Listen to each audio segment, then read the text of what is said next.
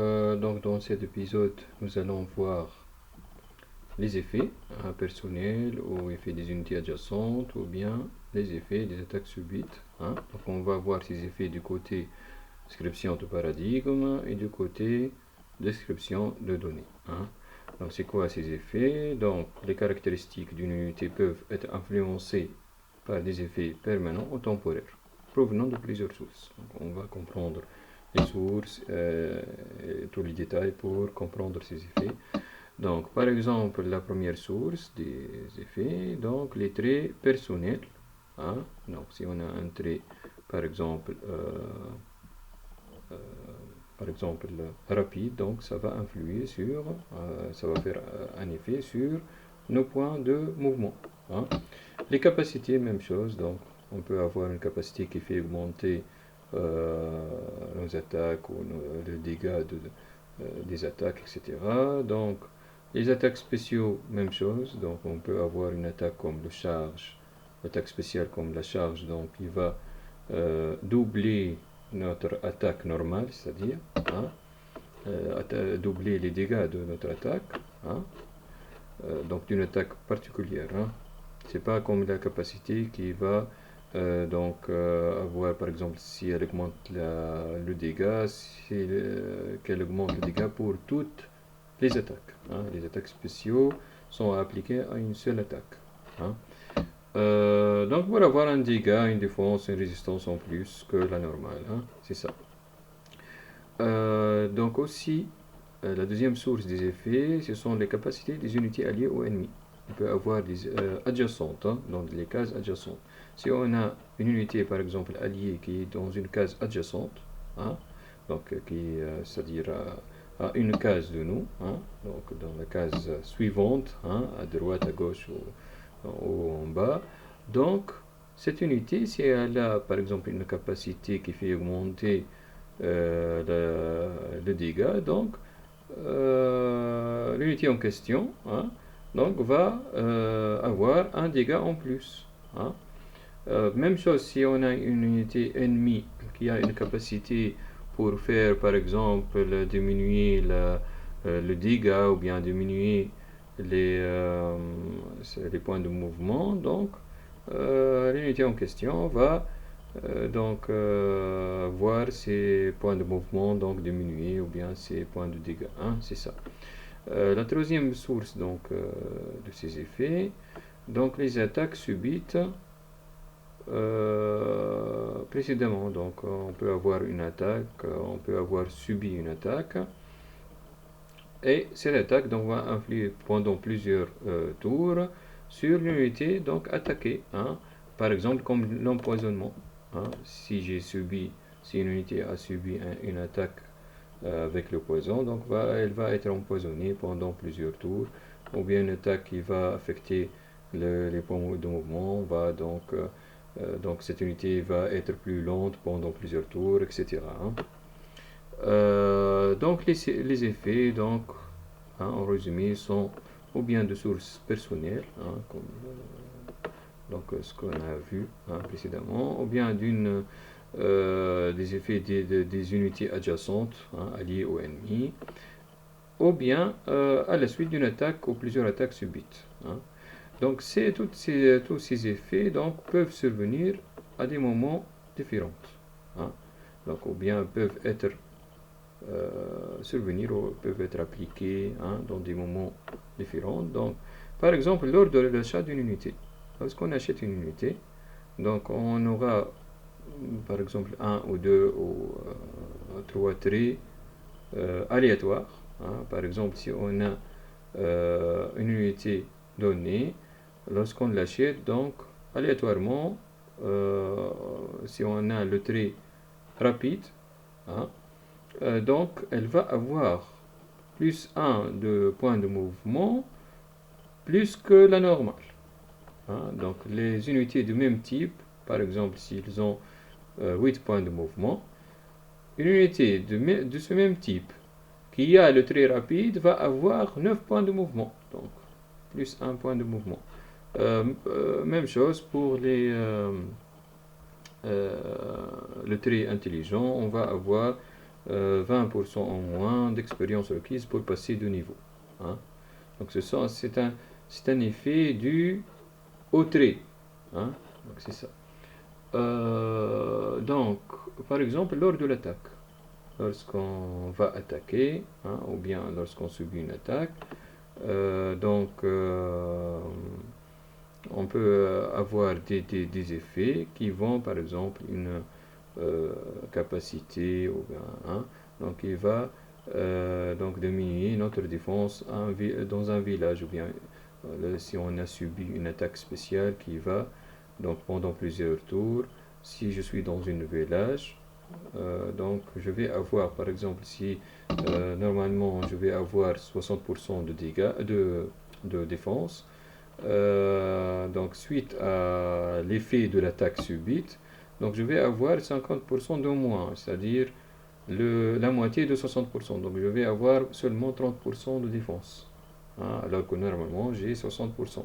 Hein. Pourquoi? C'est parce que c'est l'effet, par exemple, d'une attaque subite. Hein. Par exemple, lors de l'attaque, je peux avoir un effet d'une capacité de moi-même, ou bien de l'un de ces effets, par exemple capacité d'une unité alliée adjacente, etc. Donc je peux avoir un point de dégâts en plus, hein, ou bien une immunité contre le poison, hein, etc. Donc lors d'une attaque, il faut vérifier donc mes traits personnels, capacités personnelles, attaques spéciaux personnelles. Il faut vérifier les unités adjacentes alliées au ennemi, hein, pour savoir si j'ai des bonus ou malus lors de l'attaque. Hein. Il faut vérifier aussi les attaques subites, hein, s'ils ont laissé des effets, hein, généralement des effets négatifs. Hein. Aussi, lors du passage de niveau, je dois vérifier si j'ai un effet. Par exemple, il y a des traits qui vont laisser un effet que, qui va être appliqué lors du passage de niveau. Par exemple, je vais avoir un point de vie en plus lorsque je passe d'un niveau à un niveau supérieur, hein, ou bien un point de dégâts en plus lors du passage au niveau supérieur. Hein. Donc ça peut provenir par exemple d'un trait. Hein. Par exemple aussi, donc ces effets peuvent intervenir lors d'un nouveau tour. Donc si par exemple lors d'un nouveau tour, normalement si je reste en place, j'ai plus de points de vie, c'est-à-dire. Donc si je suis à proximité, ou bien si j'ai dans une case adjacente un soigneur, hein, c'est-à-dire une unité qui a la capacité soin, par exemple, plus 8, donc je devrais, lors de nouveau tour, avoir plus 2 et plus 8, plus 10 points de vie en plus. Hein. Donc c'est ça. Par exemple, aussi si j'ai une unité qui a la capacité guérison, donc je peux guérir du poison, etc. Hein. Lors d'une... bon, on a déjà vu ça, lors d'une attaque. Lors de l'affichage, hein, donc il y a des effets de capacité, par exemple, qui me rendent invisible, hein, sauf si l'ennemi, c'est-à-dire passe d'une case très proche, hein, de moi, hein, donc il me découvre. Donc on a vu ça dans les capacités. Hein. Donc les effets peuvent intervenir aussi lors du déplacement. Par exemple, avant de me déplacer, je vais voir mes capacités. Peut-être j'ai une capacité comme la capacité railleur qui donc me laisse échapper de la zone de contrôle. Normalement, si je suis dans la zone de contrôle, c'est-à-dire les cases adjacentes d'un ennemi, donc je vais m'arrêter automatiquement. Hein. Donc je ne peux pas avancer, même si j'ai des points de mouvement. Hein. Mais si j'ai cette capacité, hein, donc elle va laisser un effet qui va me permettre d'échapper à cette zone de contrôle, etc. Donc, Donc, en chacun de ces moments qu'on a vus, normalement, on doit vérifier les traits personnels, les capacités personnelles, donc comme déjà vu, c'est-à-dire énoncé, et les attaques spéciales dans le cas d'une attaque. Lors d'une attaque, donc on va vérifier si, lorsque j'attaque par exemple avec 10 points, il se peut que cette attaque donc contient, c'est-à-dire une attaque spéciale qui va doubler par exemple les points de dégâts. Au lieu d'avoir 10 points de dégâts, donc je vais avoir 20 points de dégâts. Donc on doit vérifier aussi les capacités des unités alliées et ennemies adjacentes. Donc seulement les adjacentes, c'est-à-dire à côté de nous, en haut, en bas, à droite ou à gauche, pour voir s'il y a des effets de ces unités qui sont très proches de nous. Aussi, il y a des effets mémorisés depuis un ou plusieurs tours dus aux attaques précédemment subites. Je peux avoir subi par exemple 3 attaques qui ont laissé des effets sur moi, donc pendant les derniers tours. Donc à chaque tour j'ai subi une attaque, et chaque attaque donc laisse un effet. Par exemple, une attaque laisse l'effet empoisonnement, donc je suis empoisonné, donc je vais donc diminuer de points de vie chaque tour. L'autre par exemple va diminuer mes points de mouvement, et la dernière attaque donc va diminuer par exemple mes points de dégâts. Donc ma frappe va être ou moins forte que d'habitude. Donc ces effets peuvent durer pendant plusieurs tours. C'est ça. Donc il faut vérifier lorsque je me déplace, pour ne pas se déplacer par exemple avec tous les points de mouvement que j'ai. Par exemple, si j'ai 8 points de mouvement, donc on ne va pas se déplacer avec ces 8. On va voir si j'ai des points de mouvement, des effets mémorisés qui vont, c'est-à-dire diminuer mes points de mouvement, ou bien diminuer mes points de dégâts, etc. Donc ces effets, normalement, doivent être mémorisés. On va voir dans la description, c'est-à-dire du côté description donnée. Donc ce mot a été ajouté donc, pour dire que ces effets doivent être mémorisés. Parce que les traits personnels, les capacités personnelles sont déjà mémorisés. J'ai des champs qui mémorisent les traits, les capacités, les attaques, etc. Donc, pour vérifier les effets des alliés et des ennemis, donc juste on va parcourir les unités à côté s'il y en a, et les capacités des unités sont déjà mémorisées, mais les effets donc dus aux c'est-à-dire aux attaques que j'ai déjà subies les autres tours, donc il faut donc créer c'est-à-dire des espaces pour mémoriser ces données. Sinon, on ne va pas savoir qu'on est déjà attaqué, on a un effet spécial qui va durer pendant plusieurs tours, qui va nous diminuer quelque chose. Donc, on va voir donc ça du côté description de données. Donc, c'est ici. Donc, on va avoir cet enregistrement effet. Donc les effets, on va voir l'effet de l'attaque subite. Les autres effets, on a vu que on n'a pas besoin de les sauvegarder. Donc les capacités sont déjà sauvegardées, les attaques spéciales et les traits sont déjà sauvegardés, on n'a pas besoin. Et les capacités des autres unités adjacentes qui vont influer sur moi, donc ils sont déjà, c'est-à-dire ces capacités sont déjà sauvegardées mémorisées dans ces unités même adjacentes. Donc on n'a pas besoin de les mémoriser une autre fois. Mais les effets des attaques subites, c'est-à-dire lorsque j'ai subi une attaque, donc on doit les mémoriser quelque part donc, dans cette unité. Donc cette unité qui a subi ces attaques. Donc ils vont être mémorisés dans cette unité même. Donc on va créer un enregistrement effet attaque subite. On va à chaque fois mémoriser l'ID de l'attaque spéciale, subite c'est-à-dire. Donc si je mémorise l'attaque spéciale, donc c'est pas difficile de voir cette attaque et de programmer un module qui va, selon l'ID attaque spéciale, donc vérifier si j'ai des effets négatifs dus à cette attaque spéciale.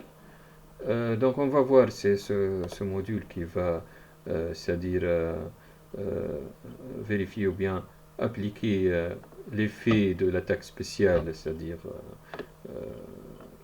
que j'ai subi. Et on va mémoriser, c'est-à-dire deuxième information, le nombre de tours restants pour cet effet. Hein? C'est-à-dire, donc à chaque fois, l'attaque spéciale, par exemple une attaque qui va diminuer mes points de mouvement, et par exemple il reste 3 tours. Hein? Donc pendant 3 tours, elle va donc diminuer mes points de mouvement.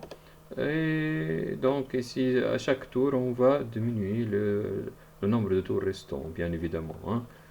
Après 3 tours, on aura, c'est-à-dire on serait débarrassé de cet effet, hein, de l'attaque subite, par exemple.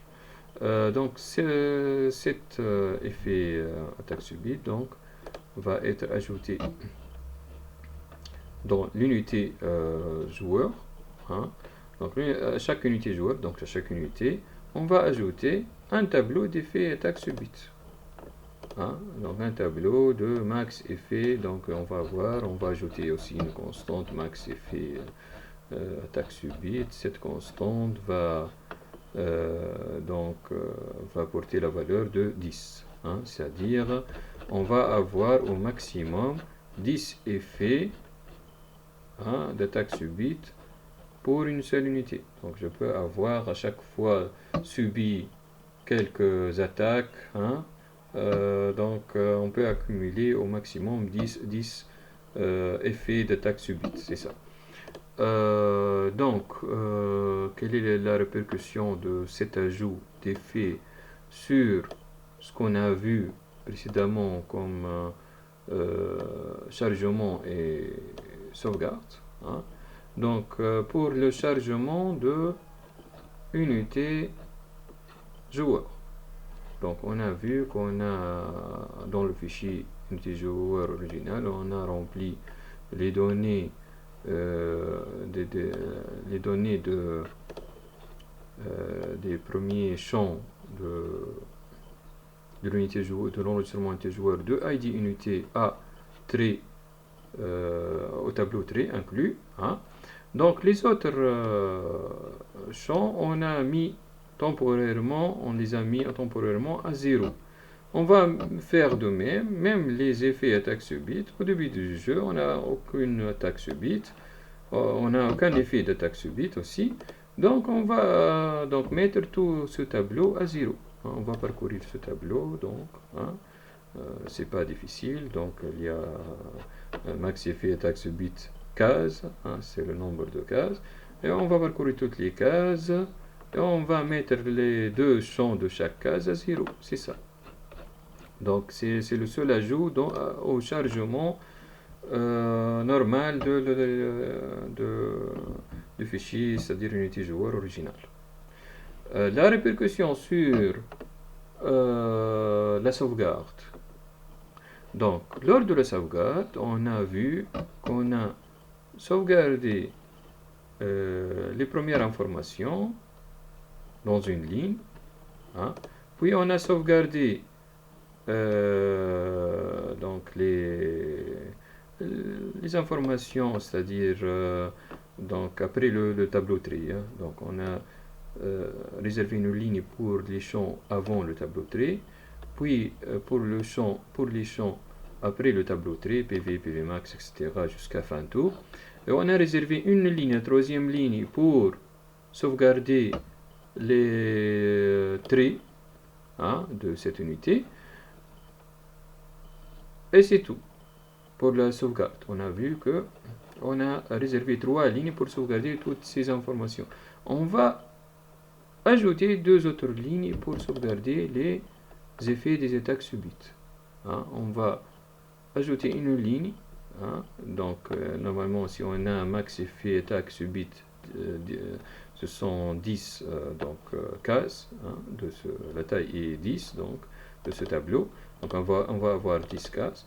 Donc, on va sauvegarder deux lignes. La première ligne va contenir les 10 ID attaque spéciale, hein, c'est-à-dire l'ID attaque spéciale de chaque case. Et la deuxième ligne va donc contenir les tours restants de chaque case. Hein, c'est-à-dire donc la même idée qu'on a déjà fait quand on a sauvegardé les codes de mouvement, les relations terrain. Hein, si vous vous souvenez, dans la vidéo de l'épisode de fiche type terrain, on a eu les relations terrain, le coût de mouvement de chaque, si vous vous souvenez, donc on peut voir ce. On a sauvegardé relation terrain, c'est ça. On a sauvegardé les coûts de mouvement de chaque case de relation terrain dans une ligne. Et on a sauvegardé. Donc, normalement, on a dans le fichier original, on n'a pas sauvegardé, c'est-à-dire on a rempli manuellement les coûts de mouvement de chaque case de relation terrain dans une, c'est-à-dire dans cette ligne. On a tous les coûts de mouvement. Puis, on a eu tous les défenses de toutes les relations terrain dans une autre ligne. Hein, donc, de même, on va avoir, cette fois, c'est pas dans le fichier original. Le fichier original, on a dit qu'il ne va pas se préoccuper de ces effets. On va les initialiser à 0. Mais dans la sauvegarde, on va, de l'unité joueur, on va ajouter deux lignes. Une ligne pour sauvegarder toutes les ID attaques spéciales. Hein, de toutes les cases, c'est-à-dire dans les 10 cases. Donc, on va avoir 10 ID attaques spéciales. Donc bien évidemment, si l'unité ne porte aucun effet, c'est-à-dire n'a pas été attaquée, donc toutes les ID attaques spéciales vont être à 0 comme initialisées. Si on n'a pas d'attaque aussi, donc la ligne des tours restants va être remplie de 0, hein, puisqu'on n'a pas d'effet attaque subite. Donc c'est ça. Pour le chargement de fichier sauvegardé, on va le voir dans un autre épisode. Donc le fichier unité joueur sauvegardé n'est pas, c'est-à-dire dans le même format, dans la même forme, hein, ou la mise en forme du fichier unité joueur original. Hein, donc les différents, hein, l'unité joueur original, chaque unité joueur on a une seule ligne.